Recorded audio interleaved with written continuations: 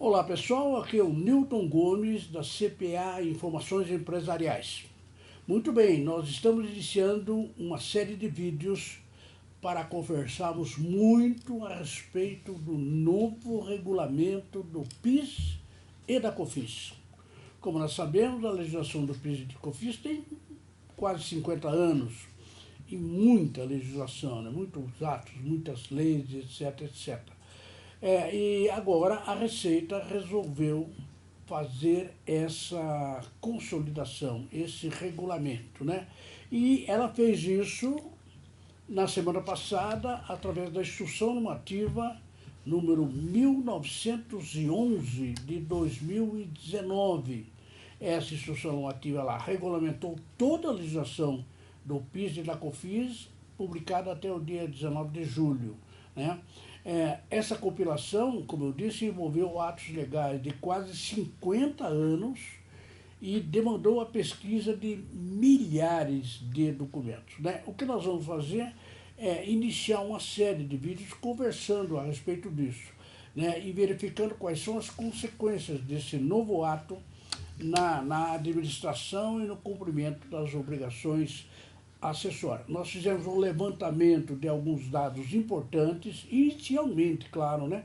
Porque o ato é bastante extenso, mas inicialmente a gente vai falar sobre alguns pontos que nos pareceram importantes nesse início dos trabalhos. Aqui ao meu lado, a Júlia Gomes.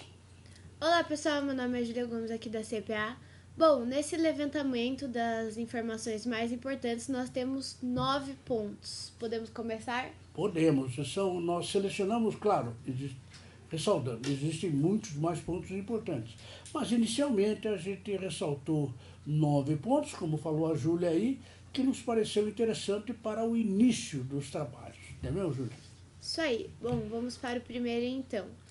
A instrução normativa é um ato regulamentador cuja função exclusiva é esclarecer os pontos da legislação, não podendo alterá-los. Bom, isso é muito importante, né? Como nós sabemos, na constelação da legislação tributária, nós temos muitos atos, né? Temos as emendas constitucionais, temos as leis complementares, as leis ordinárias, os decretos. Agora, a instrução normativa faz parte daqueles atos que regulamentam a lei, né? Estabelece regras, elas deixam mais claro isso aí.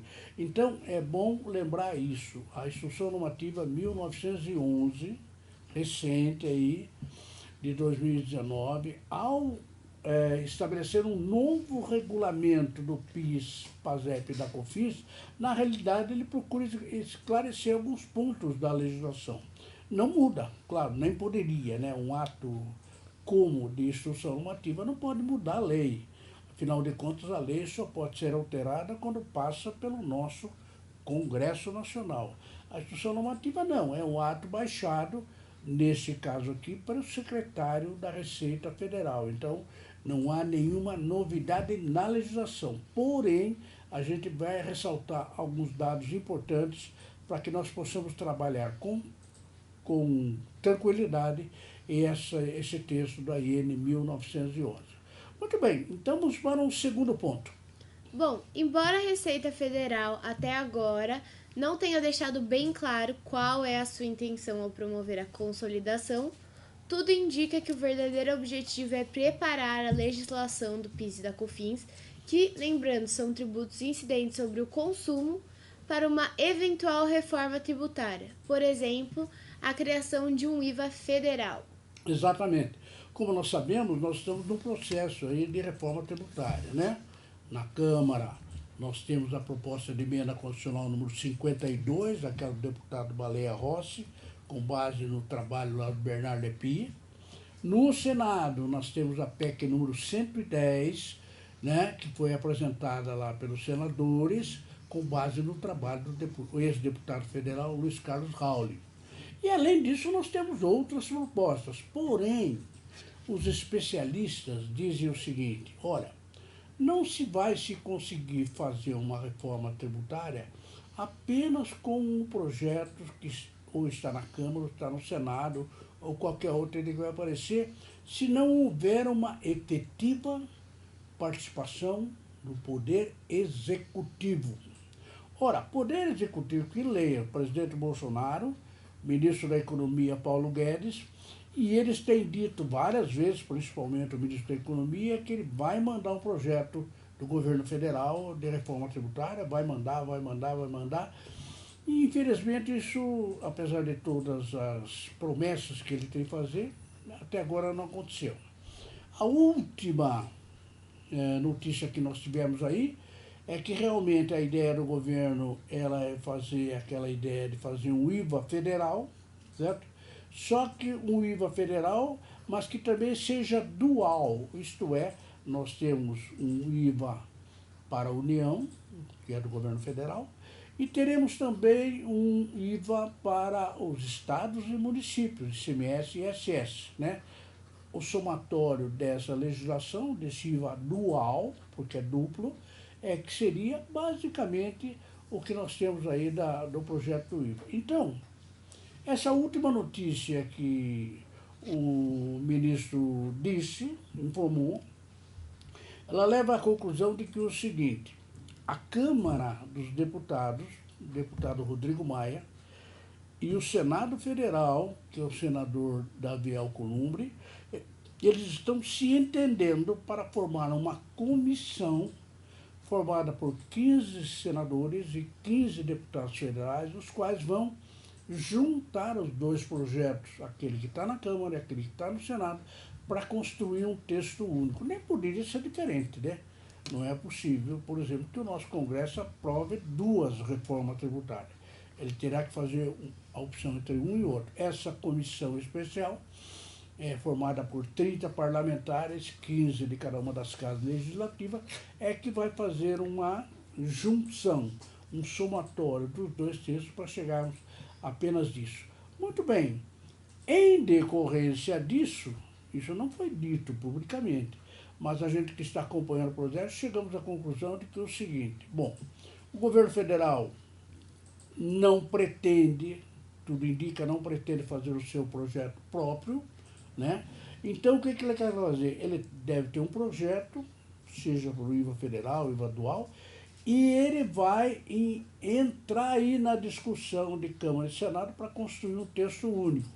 Nesse meio tempo, vamos chamar os representantes dos estados e também os representantes dos municípios para construir um texto único. Ora, para fazer, logicamente, da parte federal, nós temos a junção necessariamente do PIS e da COFINS, que é uma legislação federal. Então, me parece, ou nos parece, que a Secretaria da Receita Federal ela resolveu consolidar toda a legislação dos últimos 50 anos para deixar pronta e preparada a legislação do PIS e da COFINS para que ela participe desse projeto de reforma tributária. Muito bem, então esse é um ponto importante que a gente resolveu destacar para entendermos melhor qual é a dinâmica do processo, né? Muito bem, vamos para um terceiro ponto dentre os 9 que nós selecionamos para comentar esse projeto. Bom, o texto completo da Instrução Normativa número 1911 foi assinado no dia 11 de outubro de 2019 e publicado no Diário Oficial da União do dia 15 de outubro de 2019. Muito bem, o texto completo já dá para imaginar, né? 50 anos de legislação, né? A lei que instituiu o PIS no Brasil é a Lei Complementar número 7 de 1970, né? Só ela já tem quase 50 anos. Depois vieram outras mais. E a gente mandou imprimir, eu estou até com o texto na mão aqui, né? Olha, tudo isso aqui é a impressão daquilo que foi publicada, tudo que foi publicado no Diário Oficial em relação a isso. São muitas páginas, né? E então a gente imprimiu todo esse regulamento, porque realmente é bastante extenso, bastante significativo. Vamos lá, Júlia? Bom, a instrução normativa é dividida em 6 grandes partes, e cada uma é tratando de um tema específico. Exatamente. Então, nesse calhamaço que nós temos aqui, nós temos a primeira parte que trata de um tema. a segunda de outro tema, a terceira. Então, ao todo, nós temos 6 grandes partes, né? Essas 6 grandes partes, é claro, cada uma das partes trata de um tema específico, que logicamente nessa série de vídeos a gente vai abordar alguns pontos importantes, né? Então, é bom lembrar, a Instrução Normativa 1911, ela é composta de 6 partes, né? 6 grandes partes. Claro, dentro dessas partes nós temos vários outros dispositivos, não é mesmo, Juliana? Isso aí. Bom, ao todo, na IN, são 766 artigos e mais 30 anexos. Então, 766 artigos, né? Dá para notar como é muito extenso. E que compõe aí essas grandes partes. E além disso, quando terminam o texto da instrução no artigo 766, na sequência, nós temos mais 30 anexos, né? Anexos são esclarecimentos, declarações, listagem e assim por diante, que fica melhor no anexo do que no texto para não complicar demais, né? Então, note, é realmente um texto bastante extenso, complexo, com 766 artigos, 766, e além disso mais 30 anexos. E o que é mais importante também, Juliana? Bom, foram revogados mais de 50 instruções normativas anteriores. Muito bem, a Receita Federal, ao longo dessa história de quase 50 anos, para esclarecer a legislação, as novas leis e assim por diante, ela foi editando muitas instruções normativas. A equipe da Secretaria da Receita Federal que levantou cada um desses atos foi notando, bom, isso aqui já não vale mais, aquilo já não vale mais, aquilo vale apenas uma parte, esta vale o começo, não vale o fim, a outra vale o fim, não vale o começo, enfim. A própria equipe foi eliminando tudo que já não está mais, né? E, pasmem, foram mais de 50 instruções normativas que foram literalmente revogadas porque não servem mais. E tudo que eventualmente tinha lá que estivesse valendo foi trazido para a Instrução Normativa 1911. Muito bem, essas partes são divididas como, Júlia? Bom, cada uma das 6 partes, é dividida em livros, títulos, capítulos, seções e subseções. Muito bem, então cada uma dessas divisões são partes menores, né? Vejam, você tem 6 grandes partes e depois você tem livros, que são partes um pouco menores, títulos menores ainda, capítulos, seções, e as menores de todas são as subseções, né? Então vejam que há um desdobramento grande desse texto, né? Porque começa pelas meia dúzia de partes e depois seguem-se vários livros, vários títulos, capítulos, seções e subseções, né? Tudo isso para cobrir aquela quantidade enorme de artigos que nós tínhamos na instrução normativa. Muito bem, vamos comentar um pouquinho a respeito do mérito do trabalho. Vejam bem, gente.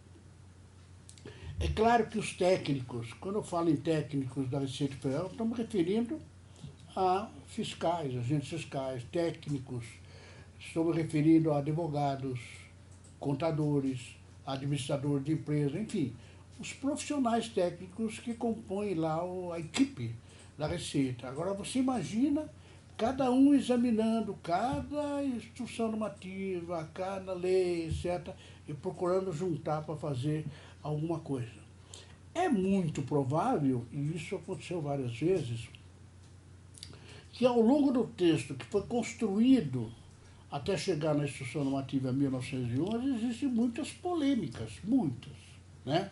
A gente mesmo, como contabilistas que fomos durante todo esse tempo, né, o pessoal das empresas, sofreu muito com essas interpretações. Mas como é que é isso, é assim, isso é assado, é daquele jeito, como é que é, né? É claro que quando surgem essas dúvidas, evidentemente se redunda em pareceres normativos, soluções de consulta, atos declaratórios normativos e uma infinidade enorme de atos administrativos que são expedidos aí pelos órgãos para aclarar. Muito bem. Na medida em que os técnicos, à medida que foram verificando as instruções, chegaram à conclusão de que há uma polêmica, aí teria que parar e falar, bom, como que a gente vai redigir aqui? Quais são as palavras que nós vamos usar? Quais são as frases? Quais são os parágrafos que vamos colocar nisso tudo, né? Então, isso está comentando aí no nosso item número 8. Bom, muitos temas polêmicos surgidos ao longo da vigência das normas foram inseridos nessa instrução normativa, esclarecendo a posição da Receita Federal sobre as polêmicas, por exemplo, a exclusão do ICMS na base de cálculo das contribuições. Muito bem, nós temos um problema na legislação aí do PIS e do COFINS, que é aquela bendita exclusão do ICMS da base de cálculo, que inclusive já está esparramando para o ISS e assim por diante, né? Nós tivemos uma decisão muito importante no mês de abril do ano de 2017, né, que o Supremo Tribunal Federal, ele decidiu que a inclusão do ICMS na base de cálculo do PIS e do COFINS é inconstitucional. Muito bem, essa foi a decisão lá. O problema aí, e agora? Como é que isso vai funcionar na prática? Como é que calcula? Como é que tira? Como é que põe?